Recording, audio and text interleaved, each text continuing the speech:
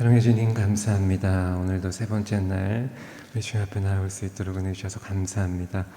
오늘도 우리의 마음과 정성을 다해서 하나님 앞에 나아가는 시간 되게 하여 주옵소서. 이 새벽에 하나님 앞에 우리의 입술로 하나님께 영광 올려드리는 시간 되게 하여 주옵소서. 감사를 드리며 예수님의 이름으로 기도합니다. 같이 찬양하며 우리 주님을 높여드립니다.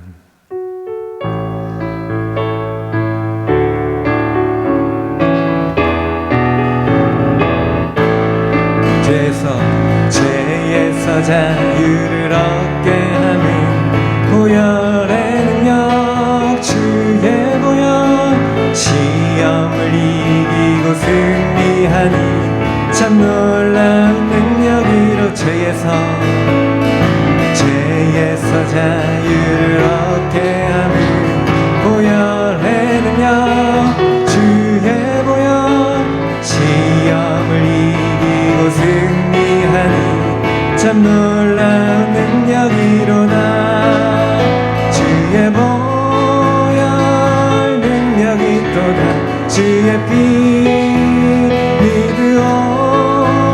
주의 보혈 그 어린 양을 매우 귀중한 피로다. 육체의 정욕을 이길 힘은 보혈의 능력, 주의 보혈, 정결한 마음을 얻게 하니 참 놀라운 능력이로다. 주의 보혈 능력이 또다. 주의 피 믿으오. 주의 보혈 그 어린 양을 매우 귀중한 피로다. 눈보다 더 이게 맑히는 것 보혈의 능력, 주의 보혈 부정한 모든 것 맑히시니 참 놀라운 능력이로다. 주의 보혈 능력이 또다. 주의 피 믿으오. 주의 보혈 그 어린 양을 매우 귀중한 피로다. 구주의 복음을 전할 제목 보혈의 능력, 주의 보혈 날마다 나에게 찬송 주니 참 놀라운 능력이로다. 주의 보혈 능력이 또다. 주의 피 믿으오. 주의 보혈 그 어린 양을 매우 귀중한 피로다. 예수 십자가에 흘린 피로써 그대는 씻기어 있는가. 더러운 죄 희게 하는 능력을 그대는 참으지. 예수 십자가에 흘린 피로써 그대는 씻기어 있는가. 더러운 죄 희게 하는 능력을 그대는 참으지 않은가. 예수의 보혈로 그대는 씻기어 있는가. 마음속에 여러 가지 죄악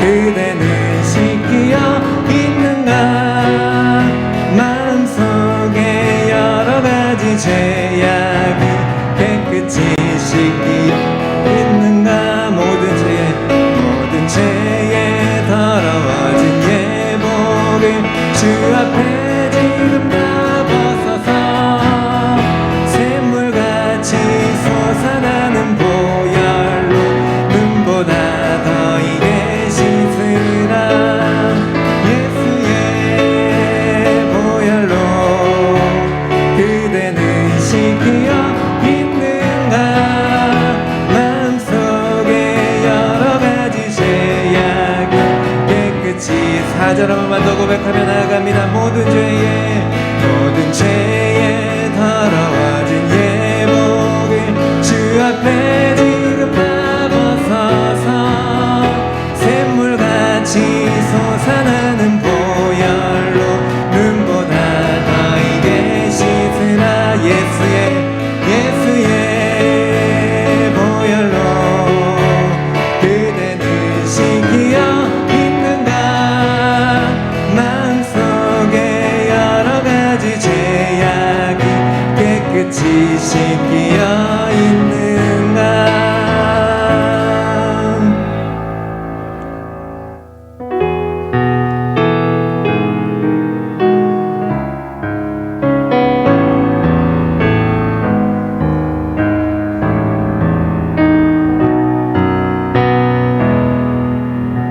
예수 나를 위하여 십자가에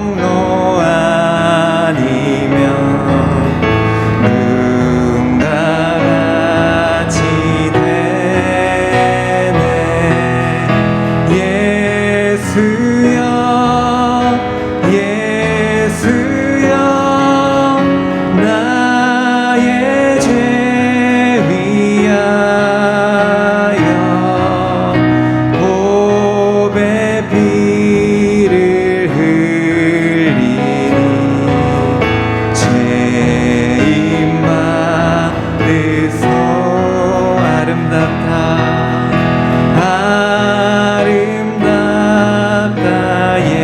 예수여 나의 좋은 친구 예수 공로 아니면 영원 영벌 받네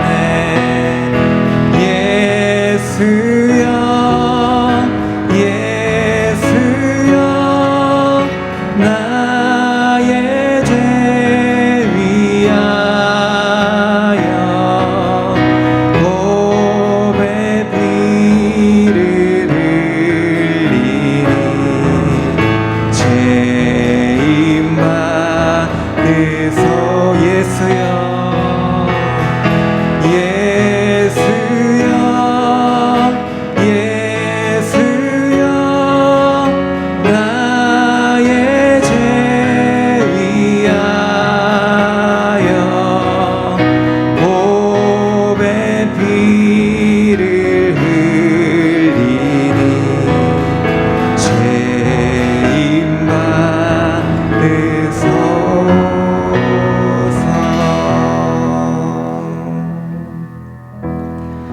사랑해 주님 감사합니다. 오늘도 이 시간 셋째 날로 특별 새벽 기도로 우리를 발걸음을 인도하셔서 감사를 드립니다. 감사의 기도 제목을 가지고 우리 주 앞에 기도하셨으면 좋겠습니다.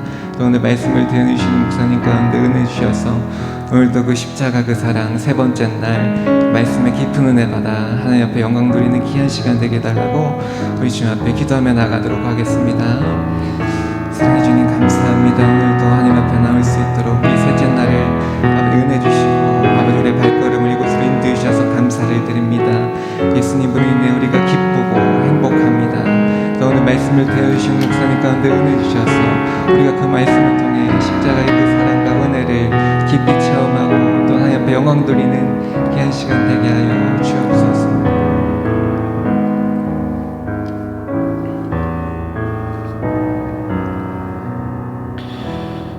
하나님 아버지 감사합니다. 오늘도 귀한 새벽날 우리에게 허락해 주셔서 은혜의 자리에 나올 수 있도록 도우시니 감사합니다. 말씀과 기도와 찬양으로 그리스도의 고난에 동참할 수 있는 기회 주셨사오니 이 고난주간 특별 새벽 기도회를 통해서 우리의 믿음이 한층 성장하고 그리스도의 십자가의 은혜를 다시 한번 묵상하고 깨닫는 시간이 되게 하여 주시옵소서. 주님 따라가겠다 결단할 수 있도록 도우시며 우리의 기도가 응답될 수 있는 기적의 한 주간이 될 수 있도록 하나님께서 역사하여 주옵소서. 이 시간 공동 기도문으로 하나님께 기도하오니 들으시고 응답하여 주옵소서. 하나님, 우리가 예수님의 십자가의 은혜를 잊지 않고 살기를 원합니다. 우리에게 주어진 십자가를 기쁨으로 짊어지게 하여 주옵소서. 우리의 삶의 자리가 하나님의 뜻을 이루는 사명의 자리임을 깨닫고 매 순간 말씀에 순종하여 하나님의 계획이 우리 삶에 성취되는 것을 보게 하여 주옵소서. 하나님, 우리 고흥서북교회가 영혼을 살리고 지역을 복음화시키는 도구가 되게 하여 주옵소서. 말씀과 찬양, 기도와 사랑의 섬김이 우리 교회의 은사가 되게 하시고 영적인 성장과 성숙을 이루는 교회가 되게 하여 주옵소서.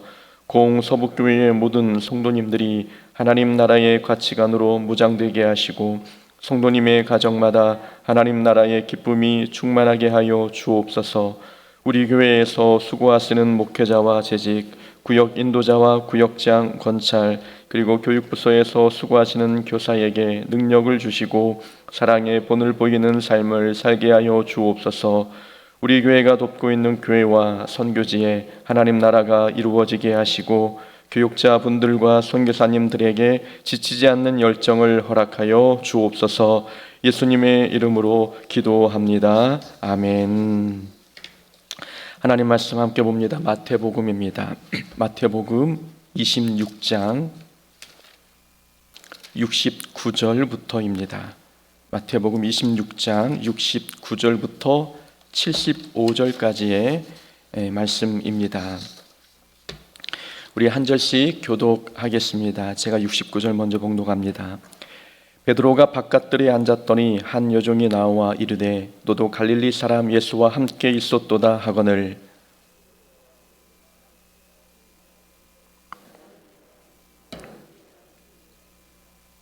앞문까지 나아가니 다른 여종이 그를 보고 거기 있는 사람들에게 말하되 이 사람은 나사렛 예수와 함께 있었도다 하매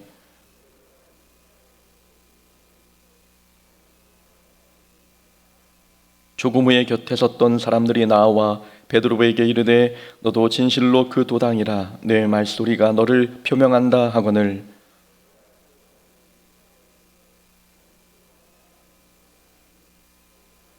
함께 읽습니다. 이에 베드로가 예수의 말씀에 닭 울기 전에 내가 3번 나를 부인하리라 하심이 생각나서 밖에 나가서 심히 통곡하니라. 아멘. 오늘 본문 말씀 통해서 십자가로 나의 신앙을 진단하라 라는 제목으로 말씀 함께 나눕니다. 시금석이라는 돌이 있습니다. 금과 은의 순도를 측정하는 데 사용하는 돌이지요. 시금하여질 금속을 시금석에 문지르면 분말가루가 나옵니다. 분말가루의 색으로 금속이 순수한 금속인지 아니면 불순물이 가득한 금속인지 가늠합니다.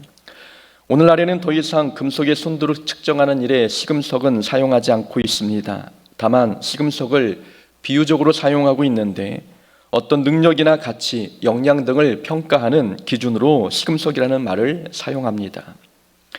십자가는 모든 것을 시험하는 시금석이다. 마틴 루터가 한 말입니다. 루터는 성도의 믿음의 순도를 측정하는 시금석이 있는데 그 시금석이 바로 십자가다라고 우리에게 가르쳐주고 있습니다. 어제 말씀을 드렸습니다. 십자가는 이해할 수 없는 고난과 그 모습이 같다. 십자가는 납득하기 어려운 상황을 통해 우리에게 다가온다라고 말씀을 드렸습니다. 평소에는 믿음의 정도를 판단하기 어렵습니다. 그러나 이해할 수 없는 고난, 곧 자신이 짊어져야 할 십자가를 만나면 믿음의 순도가 그대로 드러납니다. 우리의 믿음이 100% 순도를 가졌는지 아니면 세상의 욕심과 근심, 세상 사랑이라고 하는 불순물이 섞여 있는지 십자가의 사명을 받아보면 금방 드러납니다.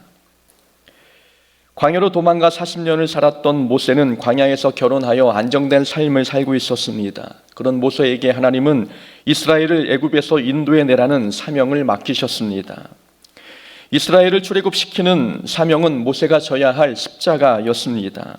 십자가의 사명이 주어지자 모세의 마음이 복잡해지기 시작했습니다. 모세는 하나님께서 시키신 일이지만 정말 하기 싫었습니다. 모세는 하나님 앞에 이런저런 핑계를 대며 자기의 불순종을 포장하기 시작했습니다. 하나님, 제가 뭐라고 바로를 상대하겠습니까? 사람들이 나를 보내신 분의 이름이 뭐냐고 물으면 어떻게 대답하겠습니까? 사람들은 제 말을 안 믿을 겁니다. 하나님께서 나에게 나타나셨다는 것을 믿지 않을 겁니다. 저는 말을 잘하지 못합니다.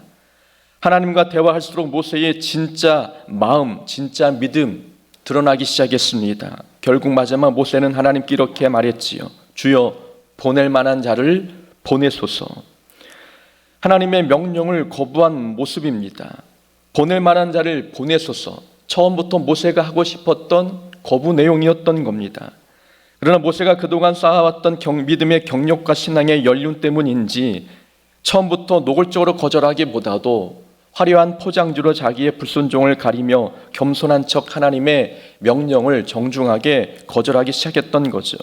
그러나 대화할수록 그의 본색이 드러났고 믿음의 수준이 어떠한지 여실히 보여주었습니다. 평안한 삶을 살고 있는 모세에게 사명이 주어지자 모세는 마음이 복잡해졌습니다. 평안한 삶이 깨질 것 같았고 안전한 삶이 고난길로 들어설 것 같았습니다. 백성을 인도하는 것이 모세가 지어야 할 십자가였는데 십자가가 주어지니 모세의 신앙의 수준, 믿음의 정도가 금방 판가름 났습니다. 십자가는 성도의 믿음의 수준을 측정하는 시금석임에는 분명합니다. 우리가 욥을 존경하고 욥의 믿음을 인정하는 이유가 무엇 때문입니까? 욥은 이해할 수 없는 고난 속에서 그의 믿음이 더욱더 빛났습니다. 에스더가 대단한 이유도 목숨을 잃을 수 있는 상황에서 이스라엘 백성을 구원하기 위해 왕을 찾아갔기 때문이죠. 죽으면 죽으리이다 라는 믿음의 각오로 자신에게 주어진 사명을 십자가라 알고 짊어졌습니다. 십자가는 믿음의 상태를 알려주는 시금석입니다. 베드로를 한번 보십시오. 베드로는 예수님을 3번이나 부인했습니다. 위기의 순간을 만나자 베드로의 믿음 상태가 여실히 드러났습니다. 예수님께서 잡히실 때 모든 제자가 도망갔습니다. 그래도 베드로는 다른 제자와는 달리 예수님께서 잡혀가신 곳까지 몰래 따라왔지요. 아마 본인이 모두 주를 버릴지라도 나는 결코 주님을 버리지 않겠습니다 라고 다짐했던 말이 생각나서 그랬는지 멀찌감치 뒤에서 예수님을 따라왔던 거죠. 하지만 베드로의 이러한 용기와 패기는 한 여종의 질문에 무너지고 말았습니다. 너도 갈릴리 사람 예수와 함께 있었도다. 예상하지 못한 시간에 예상하지 못한 사람에게서 난처한 질문이 훅 하고 들어왔습니다. 베드로는 당황했고 70절에서 부인하여 이르되 나는 내가 무슨 말을 하는지 알지 못하겠노라. 철저히 부인했습니다. 한 번도 아니고 2번, 3번이었지요.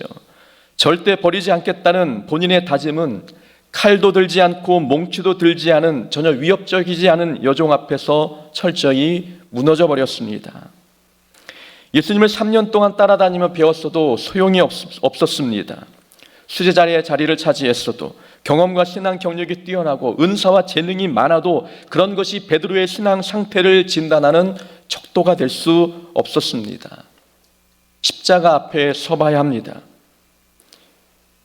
위험이 선명히 보이고 소대가 뚜렷이 보이는 그런 십자가 앞에 서봐야 내 믿음의 상태가 여실히 검증됩니다. 오병이의 기적을 체험하고 병든 자가 일어나는 기적의 현장에 있었던 것으로는 진짜 본인의 신앙 상태를 진단할 수 없습니다. 믿음의 현 주소를 발견하려면 예수님처럼 십자가를 짊어져 봐야 합니다. 이해할 수 없는 고난에 부딪혀 봐야 하고 십자가 길을 따라가 봐야 내 믿음 상태가 지금 어느 만큼 와 있는지 깨달을 수 있습니다. 우리의 믿음의 상태는 어떻습니까? 믿음 상태에 대해서 제대로 진단을 하며 신앙생활을 하고 계십니까? 우리의 믿음은 불순물이 섞여 있습니까? 아니면 순도 높은 믿음입니까? 십자가를 짊어져 보지 않으면 우리의 신앙 상태를 확인할 길이 없습니다. 이해할 수 없는 고난 앞에서 피하지 말고 믿음으로 순종해 봐야 합니다. 자신이 원하는 십자가만 골라맬 것이 아니라 하나님께서 짊어지게 하시는 십자가를 무겁더라도 힘들더라도 손해를 보더라도 어깨에 메고 주를 따라가 봐야 합니다. 그때 비로소 우리의 신앙 상태가 진단이 되고 하나님 앞에 어떤 모습으로 살아야 할지 답을 얻을 수 있습니다. 베드로가 예수님을 부인한 사건을 한번 생각해 보십시오. 예상치 못한 질문에 베드로가 갑작스럽게 나는 주를 모른다 부인한 것이겠습니까? 믿음이 좋았던 베드로가 갑작스럽게 우연히 실수로 예수님을 부인했느냐라는 말입니다. 결코 그렇지는 않지요.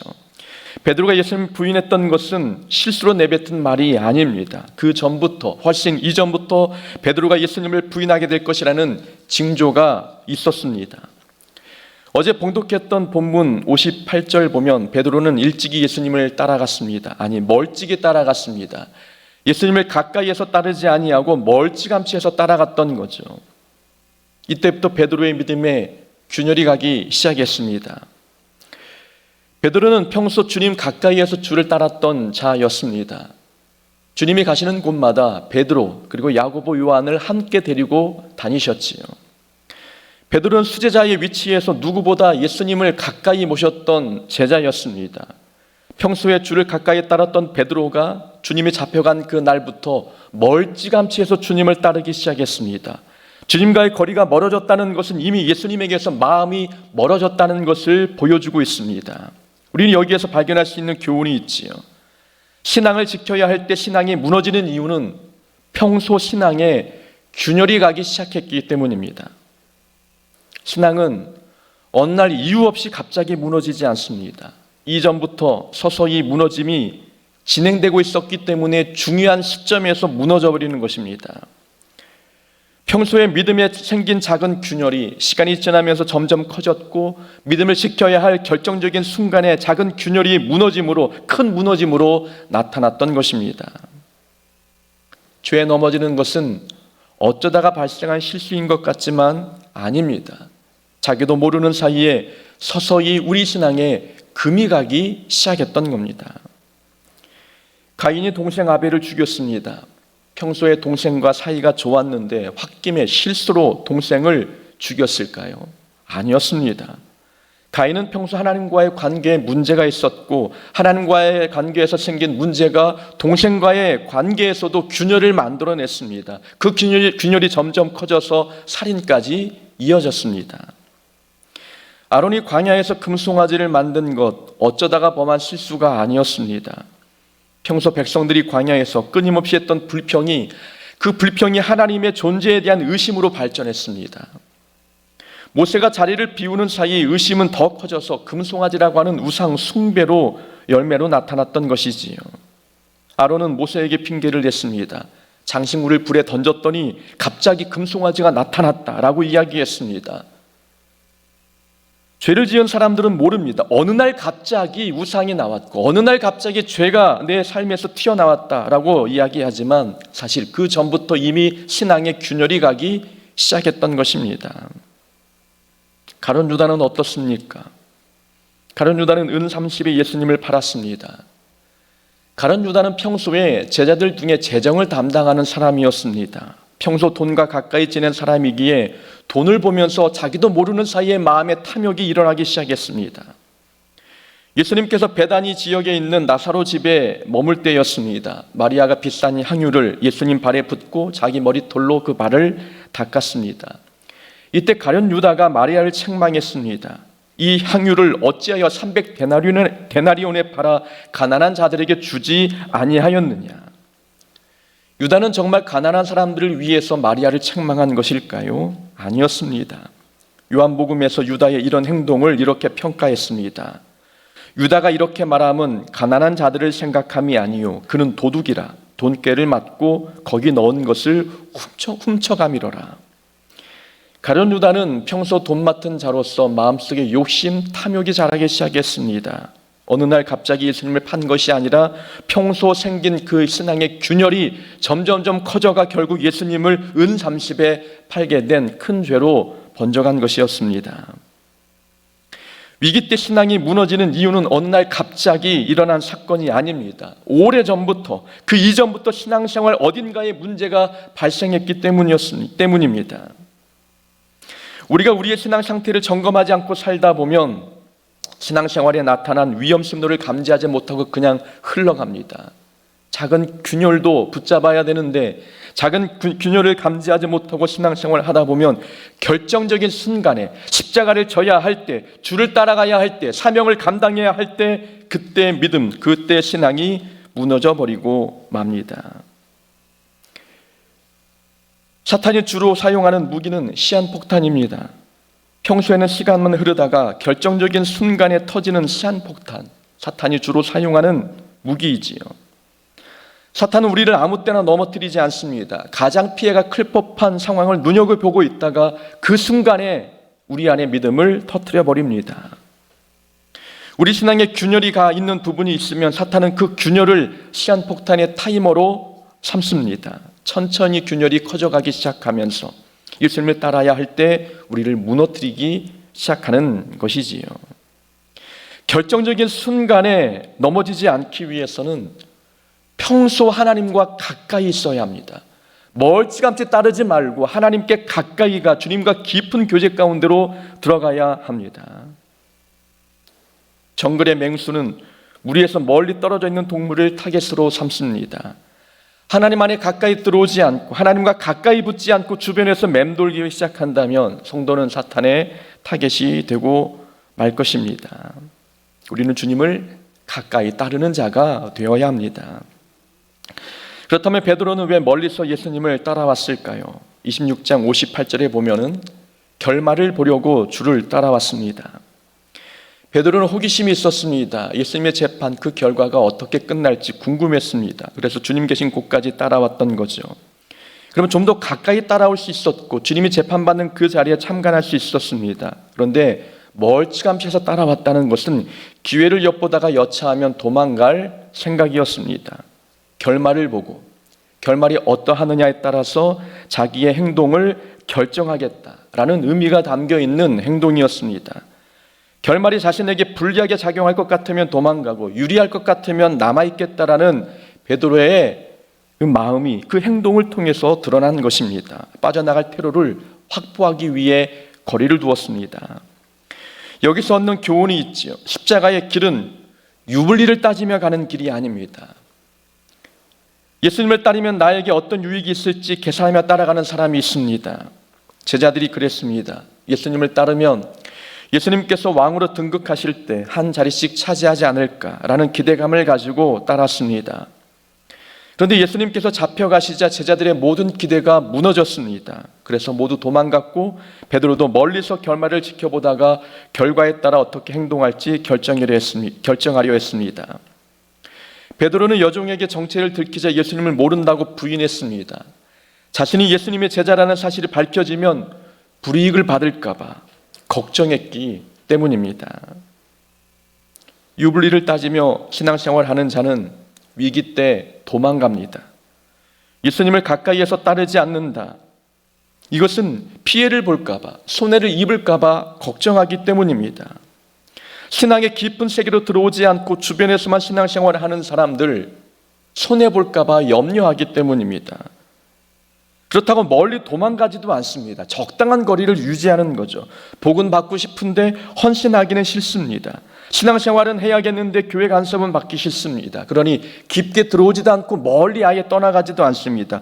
적당한 거리에서 주변을 맴돌며 신앙생활하고 있는 거죠. 좋은 것만 취하고 싫은 것은 거부하겠다는 행동입니다. 개척교회를 하면서 초신자들을 많이 만났습니다. 그들에게 공통적인 특징이 하나 있는데 그것은 신앙생활 깊숙이 들어오지 않는다는 점이었습니다. 불안하기 때문이었죠. 그들 어떤 불안감이 있었냐면 하나님께 깊게 들어오면 광신도가 될까 봐 염려했습니다. 신앙생활 깊게 들어오면 집까지 팔아 헌금해야 될 것 같은 그런 모습으로 변화될까 봐 염려했던 것입니다.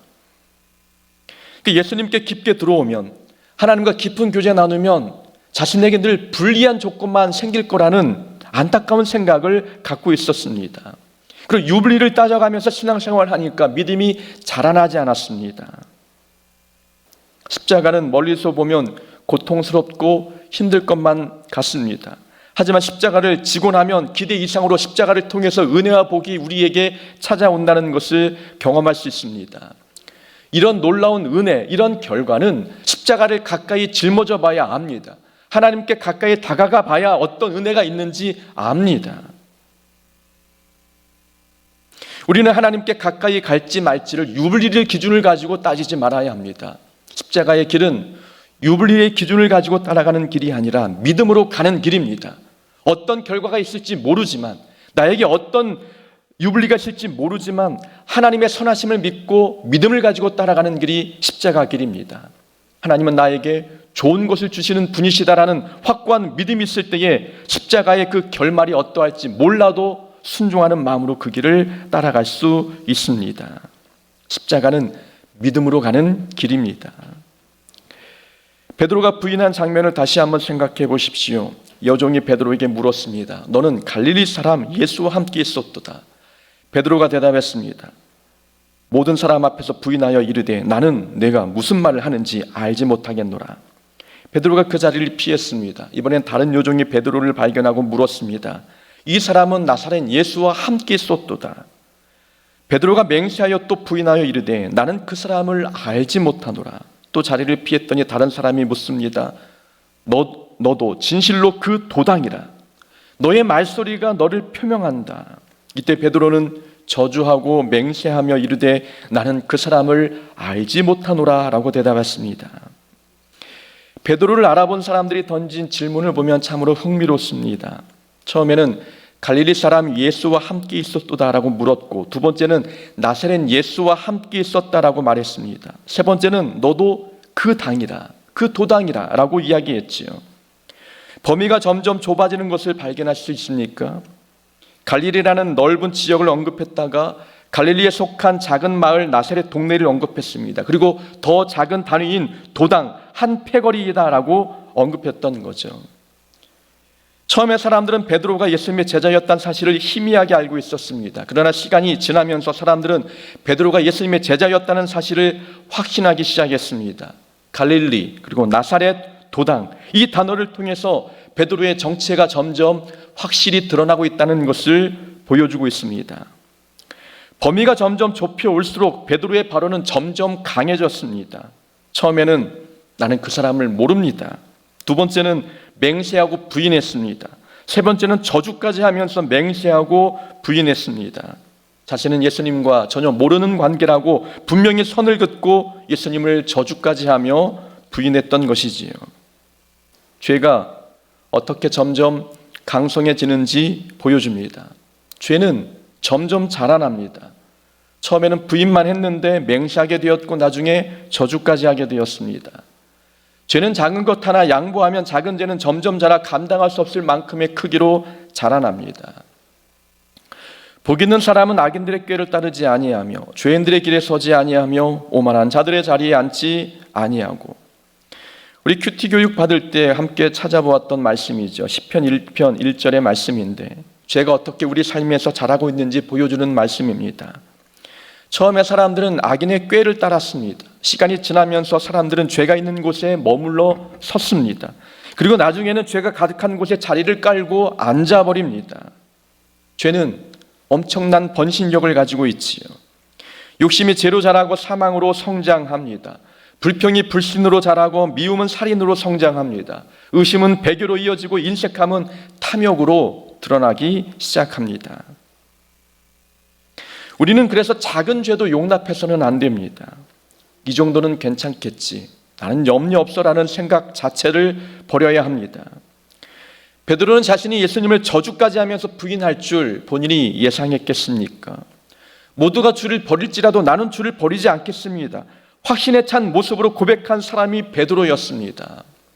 어떤 위험에도 주를 따를 것 같던 베드로였는데 작은 죄가 베드로 마음에 들어왔고 죄는 생각보다 더 빠르게 자라났습니다. 우리는 그래서 불평 한마디라도 조심해야 합니다. 험담 한마디도 조심해야 합니다. 그 작은 부정적인 말 한마디가 나비 효과가 되어서 어떤 죄로 우리 삶에 자라나게 될지 아무도 모르기 때문입니다.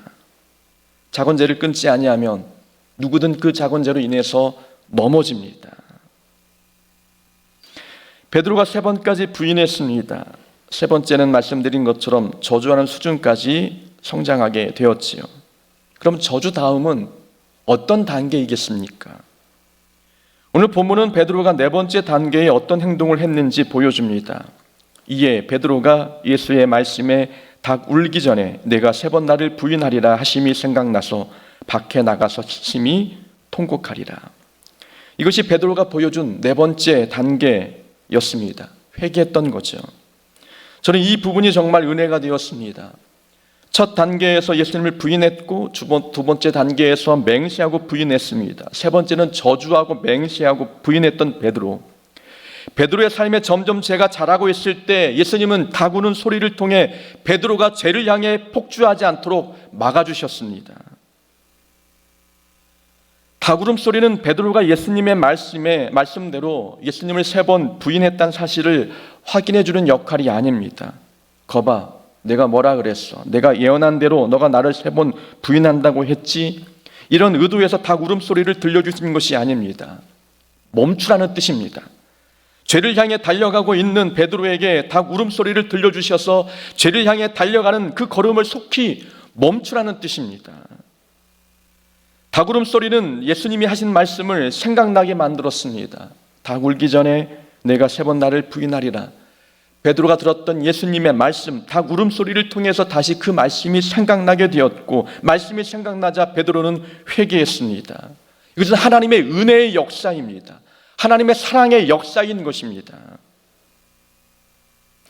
예수님께서 닭 울음소리를 통해 베드로를 회개시키지 않으셨다면 베드로는 부인, 맹세, 저주, 그 다음 어떤 단계로 이어지겠습니까?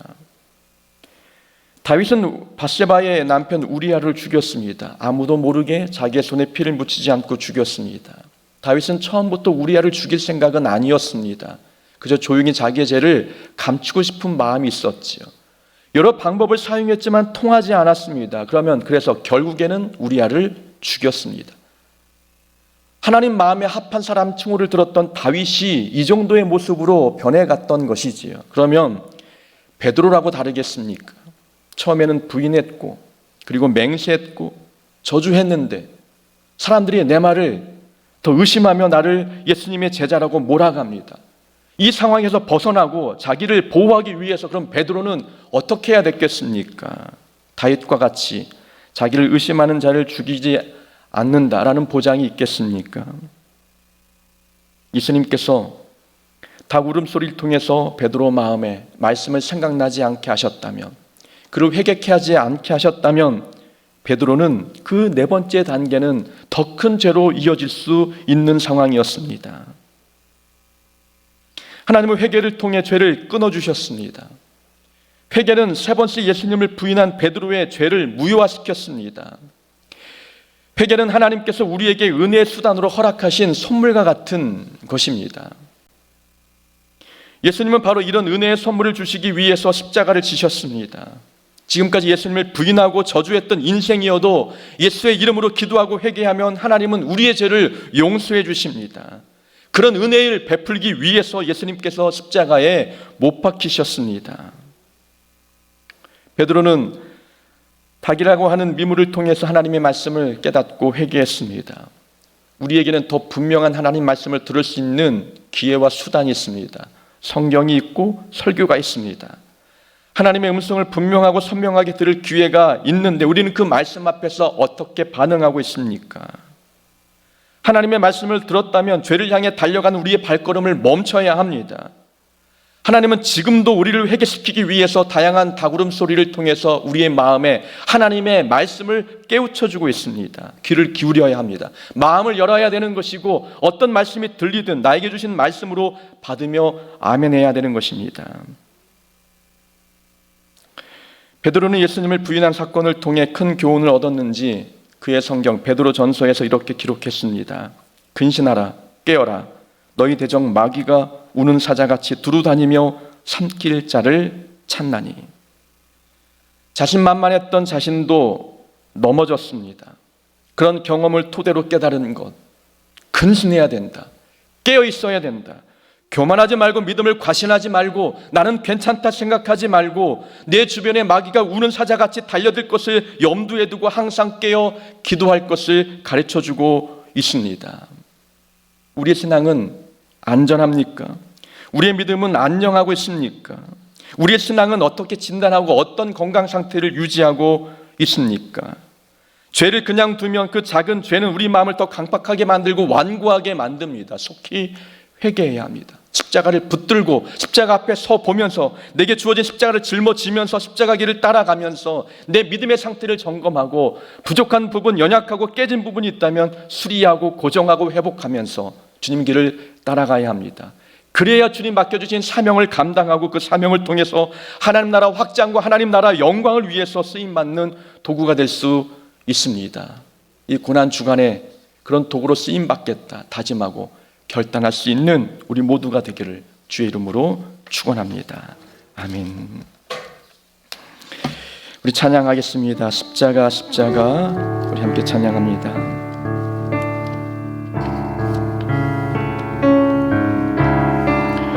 우리가 짊어져야 될 십자가를 생각하고 주님의 십자가를 묵상하며 찬양하겠습니다.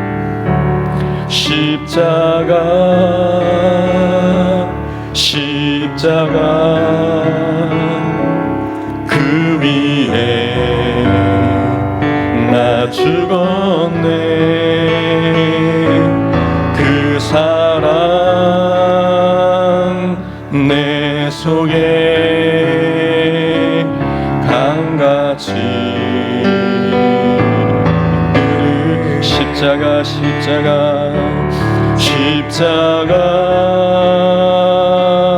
십자가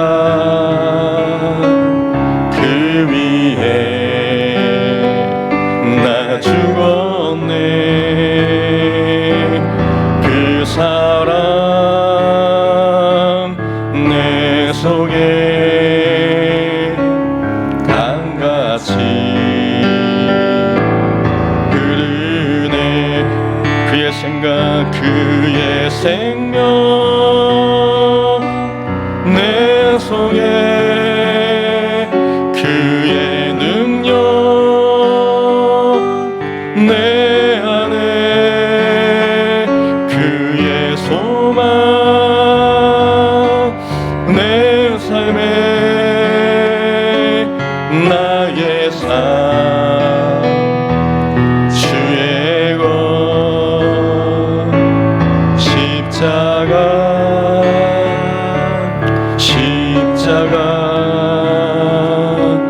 그 위에 나 죽었네 그 사랑 내 속에 강같이 흐르네. 우리 시간 함께 기도하기를 원합니다. 여러분, 우리의 믿음은 안녕합니까? 우리의 신앙생활은 건강합니까? 십자가를 한 번도 져본 적이 없어서 신앙 상태를 진단해 본 적이 없습니까? 하기 싫은 일을 해봐야 합니다. 피하고 싶은 사람을 만나봐야 하고 짊어지기 싫은 십자가를 짊어져 봐야 내 신앙 상태를 점검할 수 있습니다. 능력이 안 된다고 해서 망설였던 사역에 도전해보고 하나님께서 맡겨주신 사역 순종하며 그 일을 감당해 봐야 합니다. 그래야 신앙 상태가 진단이 되고 진단과 함께 신앙이 성장하게 될 것입니다. 이 시간 기도할 때 하나님, 피했던 사역, 외면했던 사람, 던져버렸던 십자가 이제 순종함으로 짊어지고 순종함으로 사역하고 순종함으로 사람들을 만나는 자가 되겠습니다. 함께 기도하겠습니다. 하나님 아버지, 우리의 신앙 상태가 어떠한지를 하나님 점검하기를 원합니다. 우리의 믿음이 어떤 작은 균열이 일어났는지 하나님 보기를 원합니다. 아버지, 하나님 십자가를 짊어져 보게 하시고 외면했던 사람들을 만나 사랑을 베풀어 보고 용서해 보며 그리고 하기 싫은 일들을 아버지 맡아 순종하며 그 일을 감당하기를 원합니다. 아버지 하나님, 아버지 내 신앙 상태를 점검할 때에 내가 성장해야 될지 수리하고 회복해야 될지 알 수 있게 사오니 하나님, 우리에게 아버지께서 십자가를 짊어지게 하여 주시고 십자가 길을 아버지 따라갈 수 있도록 도와주시옵소서. 아버지, 그런 믿음의 결단들이 있도록 도와주시고 이 고난 주간에 십자가 길을 걸어가고 있는지 내 신앙 상태를 점검할 수 있도록 도와주시옵소서. 십자가로 우리 믿음을 점검하고 진단할 수 있는 아버지 은혜가 있도록 하나님 아버지 도우시고 역사하여 주시옵소서. 하나님 아버지, 공속에 속한 성도의 믿음 상태를 아버지 점검하시고 아버지 금민한 부분들을 아버지 메꿔 나갈 수 있는 은혜가 있도록 하나님 도우시고 인도하여 주시옵소서. 우리 신앙에 작은 균열이 생기지 않았습니까? 미움, 욕심, 시기, 질투, 작은 감정이라고 대수롭지 않게 여기고 살고 있지 않습니까?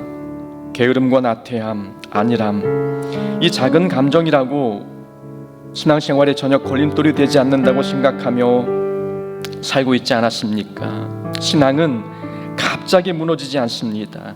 작은 균열이 점점 커져 결국 십자가를 벗어 던지고 예수님으로부터 도망가게 만듭니다. 하나님, 우리의 신앙을 점검하여서 내 마음에 남아있던 작은 죄의 뿌리를 뽑게 하시고 그래서 주님 따라가는 길 포기하지 않게 하시고 십자가를 던져버리는 일이 없도록 하나님 도와달라고 이 시간 우리 마음의 작은 죄를 회개하며 기도하도록 하겠습니다. 기도합니다. 하나님 아버지, 우리를 통해서 아버지 참으로 놀라운 일들을 이루기를 원하시니 우리가 도구되고 하나님의 일꾼이 되기를 원합니다. 그러나 하나님 아버지, 우리 마음에 작은 죄들이 있습니다.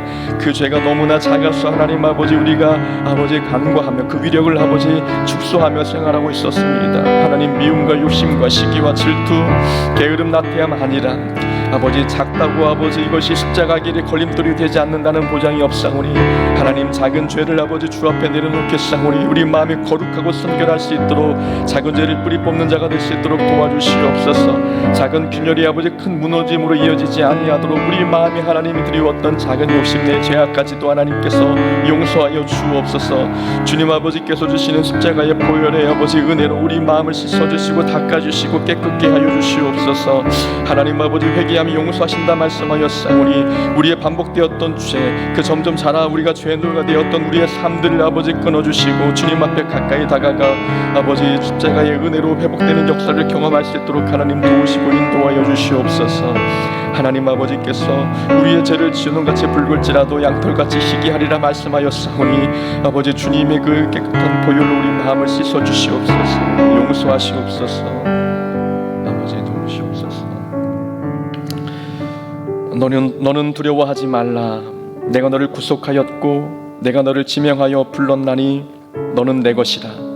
내가 물 가운데로 지날 때에 내가 너와 함께 할 것이라. 강을 건널 때에 물이 너를 침몰하지 못할 것이며 내가 불 가운데로 지날 때에 타지도 아니할 것이요 불꽃이 너를 사르지도 못하리니 대전하는 여호와 내 하나님이요 이스라엘의 거룩한 이요 내 구원자임이라. 하나님께서 약속해 주셨습니다. 우리가 어디를 가든 지켜주시겠다, 보호하시겠다 말씀하셨습니다. 우리 개인의 문제를 가지고 고민하며 아파하는 영혼들이 있습니까? 하나님께 기도하시고 토로하십시오. 그 문제가 삶의 고민이 우리의 영혼을, 우리의 삶을 파괴하지 못할 것입니다.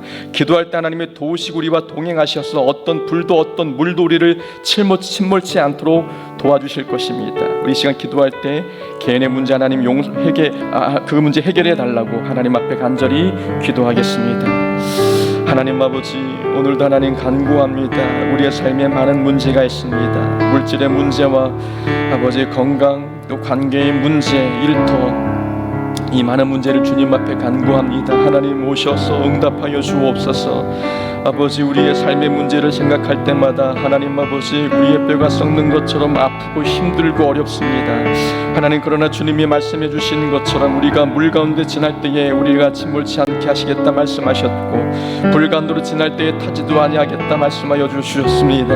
이 말씀을 붙들고 하나님 나아가겠사오니 하나님 아버지 우리의 삶의 문제가 우리 영혼을 아버지 갉아먹지 아니하도록 해결하여 주시고 기도의 응답을 통하여서 우리의 영혼이 자유롭게 하시고 큰 기쁨을 얻어가는 아버지 하나님의 자녀 되게 도와주옵소서. 하나님, 우리의 힘으로 해결할 수 없는 삶의 문제들이 너무나 많습니다. 그래서 하나님께 기도합니다. 전능하신 하나님 오시옵소서. 오셔서 삶의 문제를 만져주시옵소서. 하나님 아버지께서 치유하시고 회복시켜 주시옵소서. 하나님 살아계심을 아버지 증명하여 주시옵소서. 우리 아버지 되시고 좋은 것을 주시고 선한 것을 인도하시는 하나님 아버지를 체험할 수 있는 기회를 우리에게 허락하여 주옵소서. 아버지, 막힌 문이 열려지게 하시고 막힌 담이 무너지게 하여 주시옵소서. 하나님 채우시고 회복하시고 갚아주시는 역사가 우리 삶 가운데 일어나도록 하나님 도우시고 함께해 주시옵소서.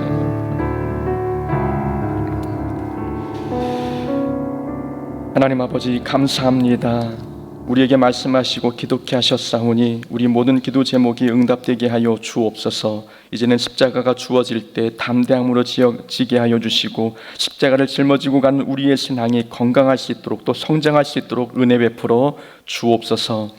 이제는 우리 주 예수 그리스도의 은혜와 하나님 아버지의 크신 사랑과 성령님의 교통하심이 이제 우리 신앙을 잘 진단하여 주님께서 맡겨주신 사명 앞에 아멘하며 순종하겠다 다짐하고 돌아가는 하나님의 귀한 자녀들 머리 위에 지금부터 영원히 함께하옵기를 축원하옵나이다. 아멘. 우리 시간 자유롭게 기도하며 돌아가도록 하겠습니다.